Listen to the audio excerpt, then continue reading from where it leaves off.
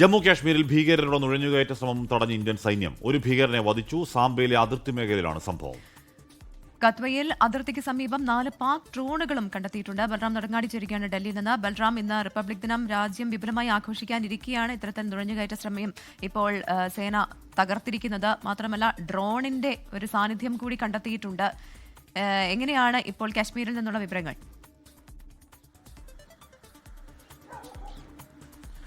ഹഷ്മി പ്രവിത, ഈ റിപ്പബ്ലിക് ദിന ആഘോഷങ്ങളോടനുബന്ധിച്ച് രാജ്യത്ത് തന്ത്രപ്രധാന ഇടങ്ങളിൽ രാജ്യ തലസ്ഥാനത്തും വിമാനത്താവളങ്ങളിലും ഒപ്പം തന്നെ ആളുകൾ കൂടുതലായി എത്തുന്ന സ്ഥലങ്ങളിലെല്ലാം തന്നെ സുരക്ഷ ശക്തമാക്കിയിട്ടുണ്ട്. സമാനമായി തന്നെയാണ് അതിർത്തി മേഖലയിലും സുരക്ഷ കർശനമാക്കിയിട്ടുണ്ട്.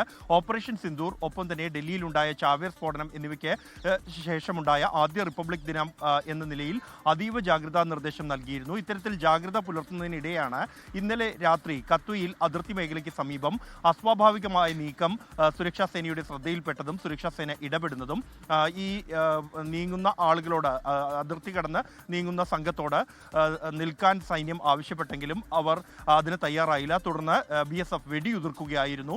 ഇതിനുശേഷം നടത്തിയ തെരച്ചിലാണ് ഒരു ഭീകരന്റെ മൃതദേഹം കണ്ടെത്തിയത്. ഇന്ത്യൻ അതിർത്തിക്കുള്ളിൽ നിന്ന് തന്നെയാണ് ഈ മൃതദേഹം കണ്ടെത്തിയത്.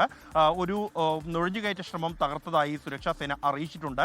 ഒപ്പം തന്നെ കത്വയിൽ 4 ഡ്രോണുകൾ നാട്ടുകാർ ശ്രദ്ധയിൽപ്പെട്ടതിനെ തുടർന്ന് സുരക്ഷാ സേനയെ അറിയിക്കുകയായിരുന്നു.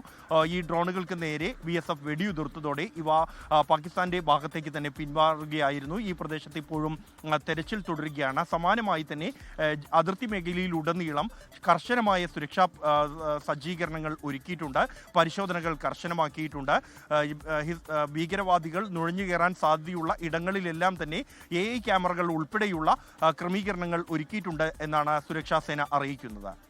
ലോകത്തെവിടെയായാലും ഏത് സമയത്തും 24 വാർത്തകളും ഓഗ്മെന്റഡ് റിയാലിറ്റി പാക്കേജുകളും എക്സ്പ്ലെയിനറുകളും വിശദമായി കാണാൻ ഞങ്ങളുടെ YouTube ചാനൽ നിങ്ങൾക്ക് സബ്സ്ക്രൈബ് ചെയ്യാം.